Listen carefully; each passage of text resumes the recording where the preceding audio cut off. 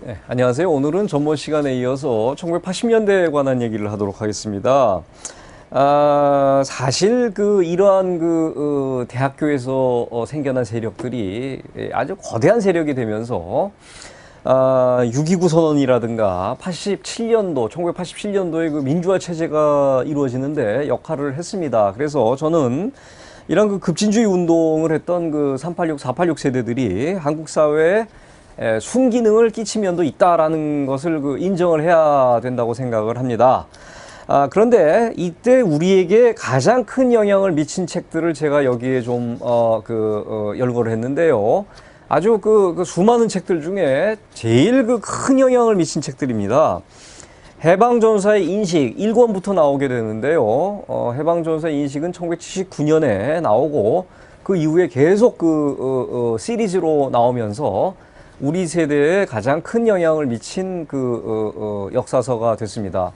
왜 이러한 역사서가 큰 인기를 끌게 됐냐 하면은, 이 역사학과에서는 근현대사, 특히 현대사를 공부를 하지 않았습니다. 연구를 하지 않았고, 교육도 하지 않았고, 그래서 제가 역사학과에 들어가 보니, 현대사는 배우질 않았어요. 가르치지도 않았고, 개항 정도까지 가르치고 그 이후에는 가르치지를 않았습니다.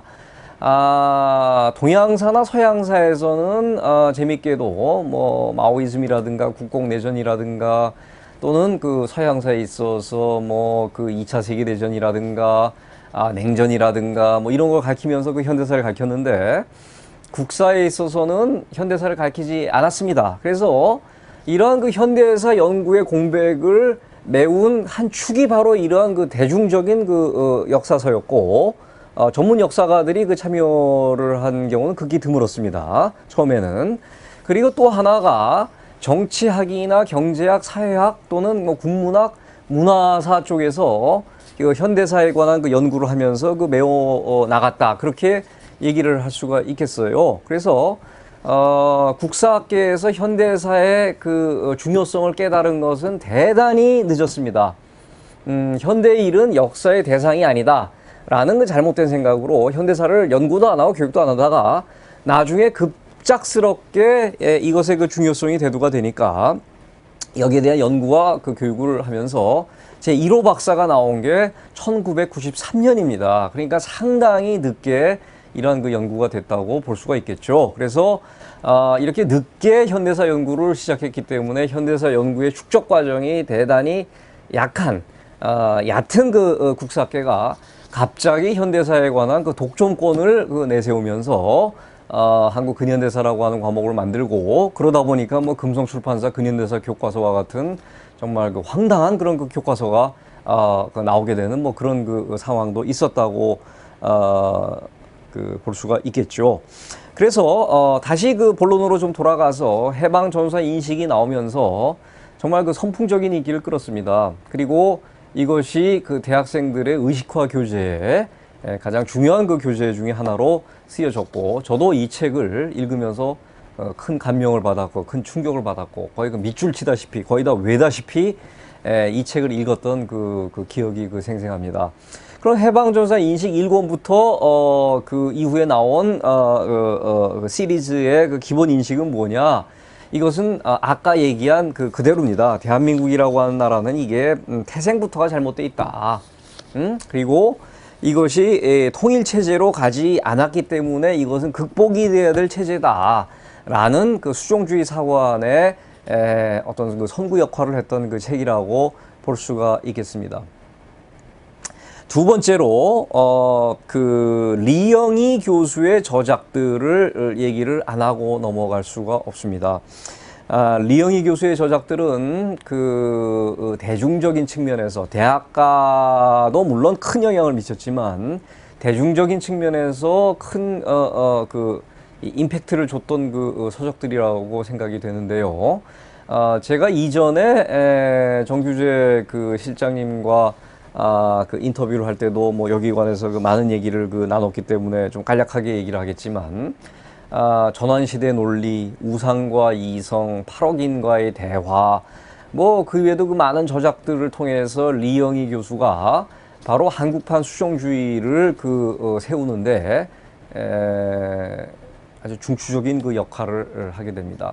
그럼 리영희 교수 그 저작의 그 핵심은 뭐냐? 똑같습니다. 대한민국 체제라고 하는 것은 이것은 태어나지 말았어야 될 체제고 태어났어도 금방 사라졌어야 되고 우리가 이 체제를 빨리 극복을 해야 되고 우리가 이 체제를 극복하는데 그 모델로 삼아야 될 체제는 바로 모택동, 마오쩌둥이 지배하고 있는 문화 대혁명 시기에 중국이다라는 그 논리를 아주 강렬하게 그 표현을 하게 됩니다. 그럼 그 리영희 교수는 이런 생각을 어떻게 가졌는가? 외신 기자를 하셨어요, 이분이. 그래서 중국에서 나오는 그 프로파간다 문서들, 중국 정부가 하는 그 선전선동 문서들, 그 다음에 그 문서들을 대중들이 알기 쉽게 소화를 해서 냈던 잡지가 일본의 세카이지, 세계지입니다. 그래서 이러한 그 잡지들을 통해서 보는 중국이라고 하는 것은 아주 그 이상적으로 보였거든요. 이게 그 새로운 인간 개조 운동이고, 인간들이 그 서로가 상부상조하는, 계급이 없는, 뭐 정말 이런 그 사회로 가는 것처럼 보였기 때문에 리영희 교수가 여기에 빠져들었고, 이러한 것들을 아주 강렬한 그 문체로 써 나가니까 젊은이들이 그리고 기성세대 일부가 이 책을 읽으면서 수종주의 사관에 빠지게 됩니다. 해방전사 인식과 이런 그 리영희의 그 저작들의 또 공통점 중에 하나는 이승만 한국 초대 대통령에 대한 어떤 분노, 증오입니다. 이 사람이 바로 단정과 분단의 원흉이기 때문에 이 사람이 세운 체제라고 하는 것은 그 사악한 체제다라는 생각을 사람들이 갖게 하는데 지대한 역할을 했다라고 볼 수가 있습니다. 세 번째로 우리가 제가 언급을 해야 될 책이 미국의 그 브루스 커밍스라고 하는 학자에 의해서 쓰여진 한국 전쟁의 기원 1권이 이때는 나왔습니다. 나중에 이제 2권이 나오는데 1권이 우리나라 사회에 미친 영향이 크기 때문에 1권에 관한 얘기를 먼저 좀 하도록 하겠습니다. 브루스 커밍스는 그 평화봉사단원으로 한국에 와서 한국을 알게 되고 한국어를 익히게 되고 다시 미국으로 돌아가서 그때 얻은 관심을 가지고 한국에 대한 연구를 하게 되고 그래서 많은 사람들이 오해를 하고 있습니다. 한국의 현대사학자, 근현대사학자들이 브루스 커밍스의 영향을 굉장히 많이 받았기 때문에 이 사람이 역사학 전공자로 알고 있지만 물론 이제 역사학과 교수로 지금 재직을 하고 있지만 학사는 심리학, 석박사는 그 정치학을 받은 분이에요. 그런데 이제 이분이 쓴 책이 당시로서는 아주 획기적인 그런 그 현대사의 관점을 제시했기 때문에 지금 현재는 그 시카고 대학교에서 역사학을 현대사를 가르치고 있습니다. 그래서 이 커밍스의 책은 학문적으로 가장 큰 영향을 미친 책이다. 수종주의 사관이 우리나라에 큰 세력을 갖게 되는데 큰 영향을 미친 책이다. 그렇게 얘기를 할 수 있겠습니다. 한국전쟁의 기원 1권 방대한 책입니다. 상당히 많은 자료를 썼어요. 이 책이 갖고 있는 장점이 있습니다. 이 책의 그 기본 사관은 뭐냐면은 6.25 전쟁이라고 하는 것은 이제 우리가 이제 한국 전쟁이라고 부르면 안 됩니다. 왜냐하면 그 한국 전쟁은 외국에서 부르는 거고 우리는 6월 25일 날 전격적인 남침에 의해서 생겨난 전쟁이기 때문에 6.25 전쟁이라고 해야 되는데 이 6.25 전쟁이라고 하는 것은 남침이라고 봐서는 안 된다. 누가 먼저 총을 쐈는지는 중요하지가 않다. 이미 그때는 남과 북이 대치 상태에 있었기 때문에 서로 간에 크고 작은 교전 상태가 있었고 이러한 것들이 옹진반도에서 특히 심했는데 이런 옹진반도에서의 그 크고 작은 충돌이 자연스럽게 전 전선으로 퍼져나간 것이 바로 6.25 전쟁이다라고 하는 구조론. 이건 구조적으로 일어날 수밖에 없었다. 그 다음에 자연발생론, 내전론이라고 하는 이런 그 논리를 그 방대한 자료를 이용해 가지고 나름대로 그 체계를 세웠어요. 그래서 이 책을 읽다 보면은 아주 그 공들여 쓴 책인 건 맞기 때문에 학문적으로 많은 젊은 학자들이 여기에 감화가 돼서 이런 쪽으로 그 논리가 갈 수밖에 없었던 그런 그 상황이었던 것은 사실입니다. 그리고 이 책이 가졌던 정말 그 위력이라고 하는 것은 오늘날까지도 대단한 그 위력을 갖고 있기 때문에 오늘날의 그 상당수 교과서가 사실 그 브루스 커밍스의 그 역사론에서 벗어나질 않고 있거든요. 그리고 뭐 이제 이분이 직접적으로 얘기를 하진 않았지만 뭐 미국이 이 뭐 사실 뭐 유도한 측면이 있다라는 것을 암시하는 정도. 그리고 브루스 커밍스의 그 기본 테마는 뭐냐면은 6.25는 자연 발생적 내전이라고 하는 얘기입니다. 그래서 누가 먼저 총을 쐈는지 그거 하지 말고 얘기하지 말자. 그리고 중국과 소련은 6.25 전쟁 하는데 그렇게 큰 도움을 주질 않았다라는 대로 모아지고 있습니다. 이러한 제가 그 세 종류의 그 책을 얘기를 했는데, 이러한 책들이 바로 80년대에 베스트셀러가 되고, 80년대에 생각을 규정하게 되고, 불행히도 오늘날의 대한민국 사회에 있어서도 이 세 책의 사고 체계에서 벗어나지 못하는 사람들이 너무 많은 게 한국 사회의 그 비극이라고 볼 수가 있겠습니다. 네. 전번 시간에 우리가 이제 그 80년대 그 수종주의적 역사관을 수종주의 역사관이 그 인기를 끌게 되는데 제일 큰 역할을 했던 그 서적들과 인물들에 관한 얘기를 했는데, 사실 이 책들은 거의 그 성경과 같은 그 존재로서 그 대접을 받았고, 저 자신도 이 책들을 정말 그 열심히 그 읽었습니다. 그리고 거기서 이제 그 감아왔고 배운 것도 있었고, 저의 생각이 이제 그 바뀌게 되고 뭐 그런 역할을 그 했는데, 이런 그 책들이 그 나쁜 영향만을 미친 것은 아니고 순기능을 한 게 있다고 저는 생각이 됩니다. 왜냐하면 그 이전에 우리나라 사람들이 갖고 있었던 아주 단순한 그 역사관이 있지 않습니까? 그 관변 뭐 역사관이라고 흔히 얘기가 되는 그런 역사관을 탈피해서 상당히 그 폭넓은 역사관, 다른 쪽의 측면도 좀 보는 그런 역할을 했기 때문에, 이 책들이 우리 한국 사회의 역사 인식을 넓혀 놓는데, 뭐 정통 사관이 있으면 이제 수종주의 사관이 있는 거고, 그 다음에 이 두 개가 합쳐져서 탈수종주의 사관이 세계적으로 나가는 것처럼, 마치 그 해겔의 그 정반 합 논리처럼요. 그래서 이런 책들이 갖는 그 순기능이 있었습니다. 뭐 예를 들어서 우리가 어렸을 때는 뭐 김일성이라고 하는 사람이 만주에서 비적질을 하는 뭐 가짜다 뭐 그런 거를 그 교육을 받고 자라난 세대인데, 뭐 사실 그건 아니거든요. 뭐 김일성이라고 하는 인물이 중국 팔로군이라든가 그 소련군 밑에서 뭐 항일운동을 뭐 미약하게나마 뭐 했던 것도 좀 있고, 뭐 이런 게 있었기 때문에 이런 것들을 이제 교정해주는 뭐 그런 역할을 했다고 봐도 뭐 무방합니다. 그래서 한국 사회를 균형 있게 바라보는 역할을 하기는 했는데, 문제는 지금 우리나라의 그 학문 수준이라든가 또는 그 세계적인 학문 수준이 이 80년대 학문 수준이 아니거든요. 이제 너무나 많은 새로운 자료와 연구가 나와서 이때 얘기됐던 이런 선구적인 역할을 했던 수종주의 사관이 한국 사회에 크게 파고드는데 선구적인 역할을 했던 책들의 논리라고 하는 게 아주 낡은 게 돼버렸어요, 오늘날에는. 그런데 문제는 이런 낡디 낡은 수종주의 사관을 아직도 고수를 하면서 새로 나온 자료라든가 연구 결과라든가 이런 것들은 또 전혀 무시를 하고, 또는 이런 사고 체계에서 벗어나지 못하면서 요런 사고 체계에만 맞는 사료를 끌어온다든가, 어떤 경우 뭐 사료 조작까지 하는 경우도 있습니다. 그래서 이 틀에 맞추려고 하고 있기 때문에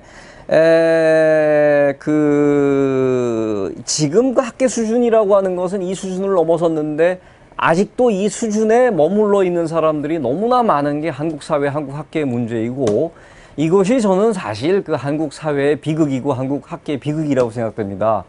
좌편향된 거, 물론 그것도 문제입니다. 그런데 이거 좌편향보다도 더 심각한 문제는 뭐냐면은, 우리가 이제는 이 수준을 넘어서야 되는데 못 넘어서고 있는, 오히려 퇴행적인 모습을 보이고 있는, 퇴행적인 수준을 보이고 있는 게 문제이기 때문에, 우리가 한국 현대사를 바라보는 데 있어서 자꾸 오류가 나는 겁니다. 이게 에러가 난다고 이렇게 요즘 그 학생들은 얘기를 하죠. 그래서 이런 것들 우리가 빨리 탈피를 해야 된다.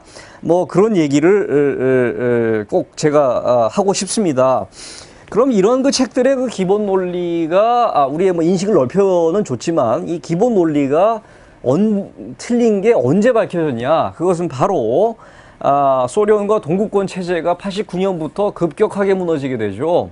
89년에 베를린 장벽이 무너지게 되고 그 이후에 89년, 90년 그냥 그 동국 공사권 체제가 우르르 정말 신기루처럼 무너져서 우리는 이 시대를 그 기적의 해 뭐 그렇게 부르고 있습니다. 라틴어로서는 그 아누스 미라부스라고 부르는데 이렇게 공산 체제가 무너지면서 우리가 좀 이상시해왔던 그리고 긍정적으로 봐왔던 공산주의 체제, 사회주의 체제라고 하는 게 저렇게 허망한 체제였구나라는 것을 처음 느끼게 되고 그거보다 더 중요한 것은 뭐냐면은 이러한 체제들이 갖고 있었던 비밀 문서들이 하나 둘씩 공개가 되면서 우리가 기존에 알고 있었던, 기존에 생각하고 있었던 논리 체계가 근본부터 흔들려 나가기 시작합니다. 그러면서 제가 아까 얘기한 그 책들, 이런 분들의 그 생각들이 하나하나 무너져 내리기 시작하는데 실증적으로 무너져 내리기 시작하는 겁니다.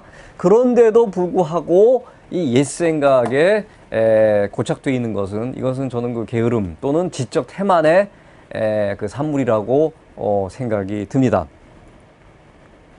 이 89년, 90년에 동국공화 소련이 그 해체가 되면서 그 비밀 문서들이 공개가 되는데 예를 들어서 제가 뒤에 이어서도 좀 얘기를 하겠지만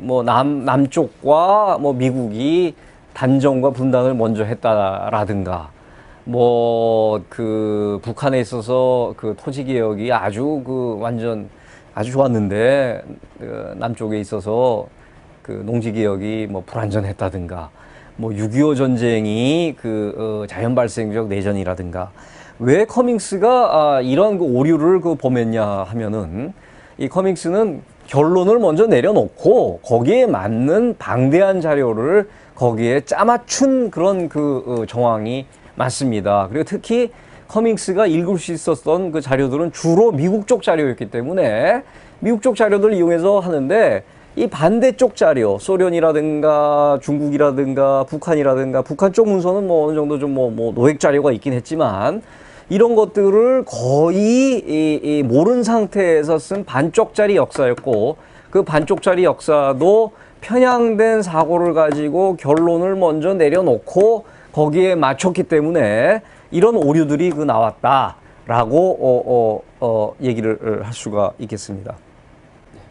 이런 비밀 문서들이 해제가 되면서 제일 먼저 깨져나갔던 것이 바로 6.25 전쟁의 기원에 관한 논란이었습니다. 이 논란은 다 깨지게 되고 제가 뒤이어서 좀 설명을 하겠지만 그런데 이미 국제적으로는 브루스 커밍스의 한국 전쟁의 기원에 관한 논리는 이제 거의 폐기가 됐다고 봐도 무방합니다. 하지만 이러한 폐기된 브루스 커밍스류의 수정주의적 연구를 아직도 비판 없이 채택하는 학자들도 있고 그리고 이러한 논리를 그냥 교과서에 쓴 경우도 있었고 금성출판사에 나왔던 근현대사 교과서가 아주 뭐 이걸 거의 빼다 박듯이 그냥 베끼다시피 했죠. 그래서 6.25가 남침이라고 하는 얘기를 안 했습니다. 그런데 나중에 이제 많은 비판이 있고 나서 남침이라고 하는 단어가 나중에 들어가게 됩니다. 그래서 이러한 연구를 무비판적으로 비판 없이 채택하는 연구자와 교육자들 그리고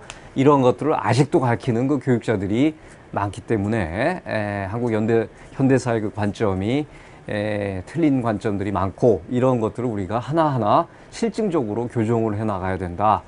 그렇게 결론을 내리고 싶습니다.